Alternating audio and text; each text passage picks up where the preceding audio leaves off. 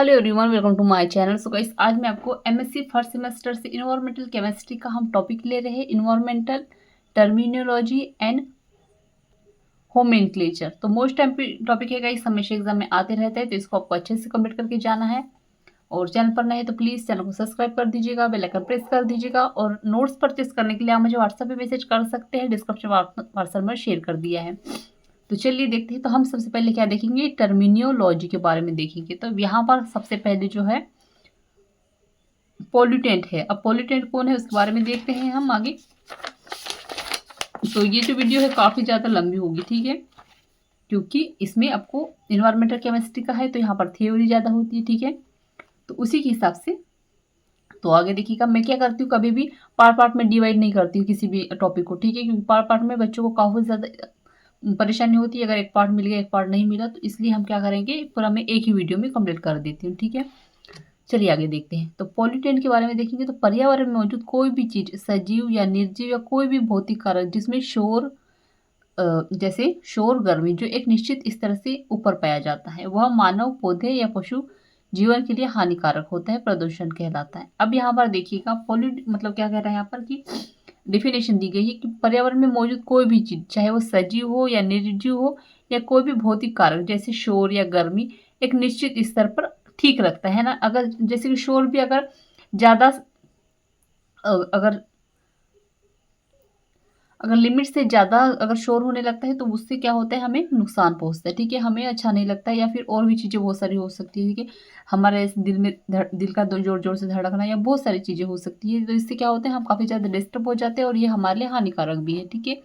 तो जिससे वह मानव हो, चाहे वो मनुष्य हो, चाहे वो पौधे हो, चाहे जीव जंतु हो या पशु हो, जीवन के लिए हानिकारक होता है। तो इसी को हम क्या कहेंगे, प्रदूषक कहलाता है, ठीक है। अब उदाहरण के लिए CO, CO2, H2, PB सभी प्रकार प्राकृतिक पदार्थ हैं। अब ये क्या है, ये CO है, SO2 है, H2 है, PB है, सभी क्या है, प्रदूषक, सॉरी, सभी प्राकृतिक पदार्थ हैं जिनका स्तर पर्यावरण में मानवीय गतिविधियों जैसे ईंधन के दहन के कारण प्राकृतिक स्तर से ऊपर बढ़ जाता है, जिससे मानव जीवन को नुकसान पहुंचता है। अब यहाँ पर देखिएगा क्या कह रहा है कि जिनका स्तर पर्यावरण में मानवीय गतिविधि यानी मनुष्य की गतिविधि जैसे कि ईंधन के दहन से प्राकृतिक स्तर में क्या है, इनका जो है लेवल है बढ़ जाता है, ठीक है, जिससे क्या होता है, जो मनुष्य है या मानव जीवन को नुकसान पहुंचता है। आया समझ में? आगे देखेंगे।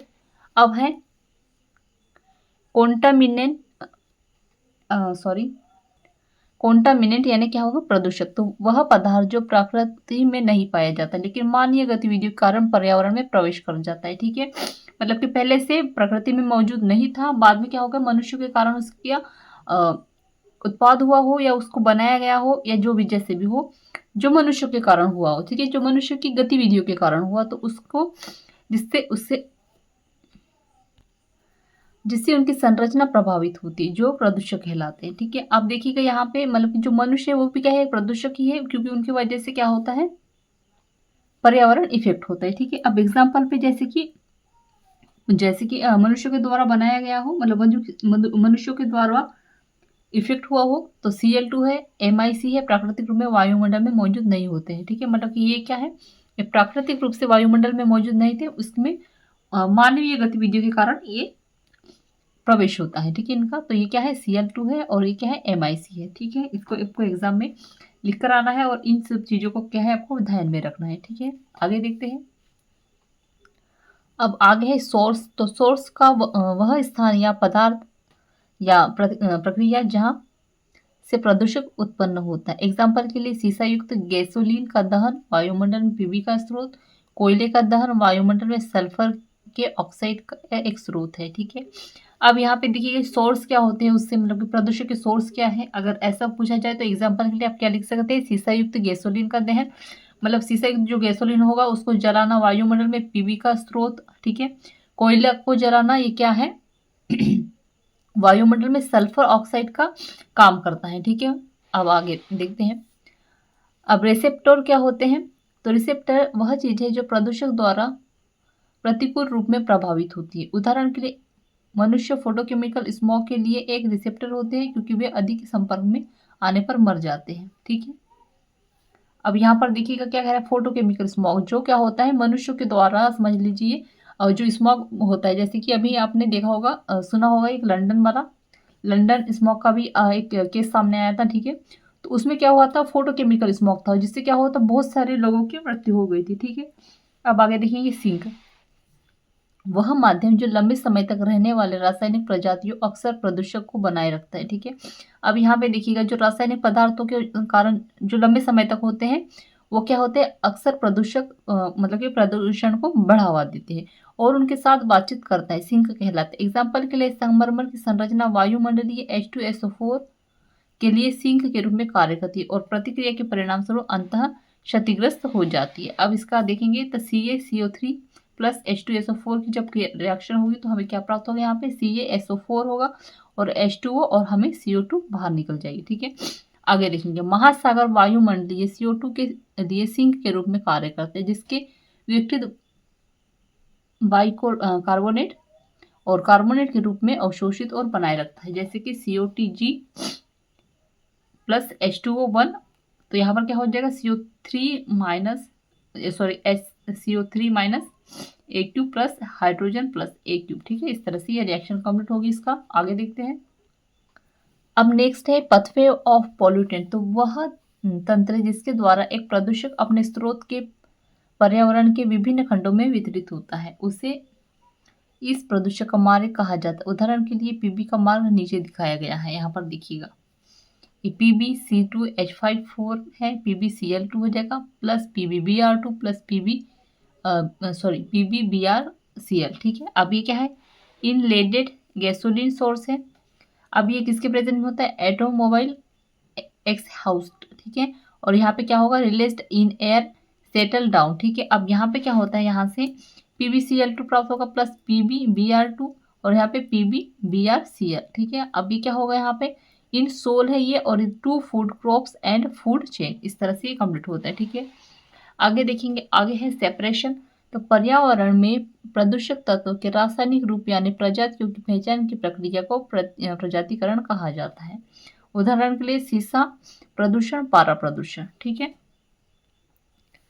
आगे देखेंगे, तो पर्यावरण के कुछ हिस्सों में प्रदूषक मुक्त तत्वों के रूप में नहीं बल्कि विभिन्न रासायनिक रूप में संयुक्त रूप आनी प्रजातियों में मौजूद होते हैं। प्रदूषक कार्बनीय, अकार्बन तथा आर्गोनोमेट्रिक प्रजातियां भी हो सकती हैं। आगे देखते हैं। आगे है डीओ, डिसॉल्वेड ऑक्सीजन। डीओ पानी के नमूने में घुली हुई अवस्था में मौजूद ऑक्सीजन की मात्रा है। डीओ स्तर को मिलीग्राम O2 प्रति लीटर यानी ppm इकाइयों में व्यक्त किया जाता है। एग्जाम्पल के लिए प्रदूषण रहित पानी का डीओ स्तर 4 से 6 ppm है। वातित पानी का डीओ स्तर 7 ppm है और डीओ मान पानी की गुणवत्ता का एक महत्वपूर्ण पैरामीटर है। स्वस्थ जलीय जीवन के लिए घुली हुई ऑक्सीजन आवश्यक है। आगे देखते हैं। आगे है COD यानी क्या है, केमिकल ऑक्सीजन डिमांड। तो केमिकल ऑक्सीजन डिमांड प्रदूषित जल के नमूने में OM के पूर्ण ऑक्सीकरण के लिए आवश्यक रासायनिक रूप में उपलब्ध ऑक्सीजन की मात्रा है। COD का निर्धारण 50% H2SO4 में और K.Cr2O का उपयोग करके जल के नमूने का रासायनिक ऑक्सीकरण करके किया जाता है, जैसे O2 के ppm में व्यक्त किया जाता है। मतलब कि O2 के ppm से हमें क्या पता चलेगा कि ये जो है पानी कितना ज़्यादा स्वच्छ है और इसमें कितनी ऑक्सीजन मिली हुई है, ठीक है। अब ये है BOD, बायोकेमिकल ऑक्सीजन डिमांड। अब बायोकेमिकल ऑक्सीजन डिमांड का मान 5 दिनों की अवधि के दौरान पानी में OM के जैव निम्नीकरण में खपत ऑक्सीकरण की मात्रा है और प्रदूषित पानी को पातित किया जाता है और सूक्ष्म जीव की अतिरिक्त संस्कृति द्वारा इसका जैव निम्नीकरण किया जाता है। अब BOD मान को O2 के ppm के रूप में व्यक्त किया जाता है। BOD का मान जितना अधिक होगा पानी उतना ही प्रदूषित होगा।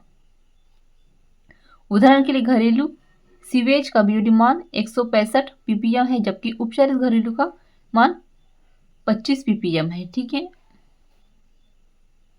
तो यहाँ पर देखिएगा क्या है, DOB जितना ज़्यादा होगा, BOD का मान जितना ज़्यादा अधिक होगा पानी उतना ही ज़्यादा क्या होगा, प्रदूषित होगा। आया समझ में। तो ये DOB COD का अगर ज़्यादा रहा तो पानी अच्छा है, ठीक है। COD का मान, मैं बहुत ज़्यादा कंफ्यूज हो रही हूँ और आप लोगों को भी कर रही हूँ। तो COD का मान जो अगर ज़्यादा रहा तो क्या होगा, ये हमारे लिए पानी काफ़ी ज़्यादा अच्छा है।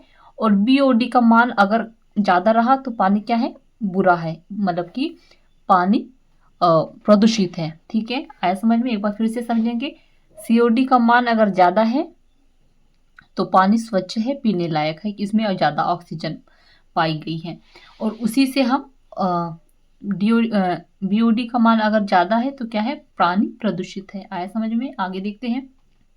अब आगे है TLB यानी थ्रेशोल्ड लिमिट वैल्यू। अब वातावरण में विषाक्त प्रदूषण के कारण वातावरण में विषाक्त प्रदूषण के स्वीकार्य स्तर को इंगित करता है, इस जिसके संपर्क में एक स्वास्थ्य औद्योगिक कर्मचारी बिना किसी प्रतिकूल प्रभाव के 8 घंटे के लिए दिन के दौरान रहता है। उदाहरण के लिए BE के लिए TLB 0.002 mg प्रति M3GN के लिए 1.000 mg प्रति M3 NO2 के लिए 5 ppm। ठीक है, आगे है रेसिडेंस टाइम, वह समय जिसके लिए कोई रासायनिक प्रजाति अपने रासायनिक रूप में कोई परिवर्तन किए बिना पर्यावरण के किसी क्षेत्र में रहती है, उस प्रजाति को रेसिडेंट टाइम कहलाता है। उदाहरण के लिए सौरमंडल में NO2 का निवास समय 10 वर्ष है, जबकि NO2 का 3 दिन।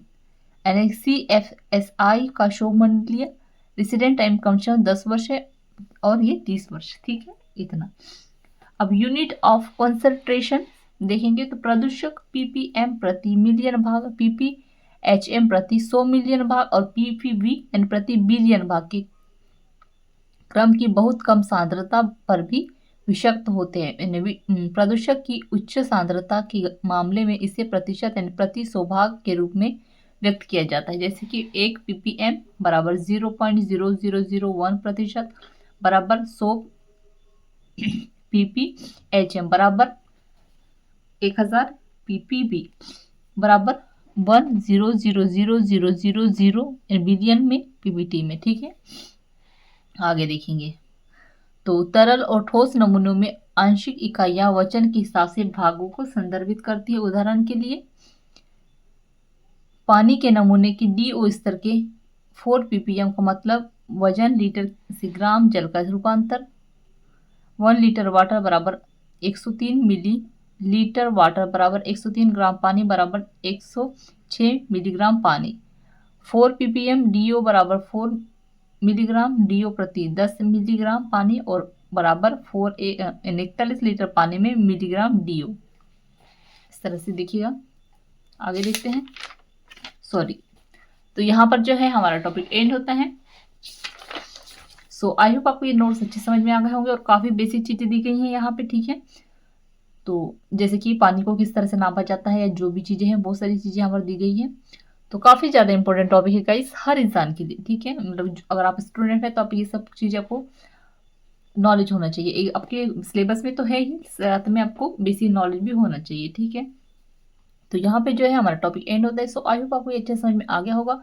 प्लीज़ चैनल को सब्सक्राइब कर दीजिएगा, बेल आइकन प्रेस कर दीजिएगा, कमेंट में ज़रूर बताइएगा नोट्स कैसे लगे। और MSc केमिस्ट्री ऑल सेमेस्टर के नोट्स परचेज करने के लिए व्हाट्सएप पे मैसेज कर सकते हैं, डिस्क्रिप्शन व्हाट्सएप में शेयर कर दिया है। Thank you.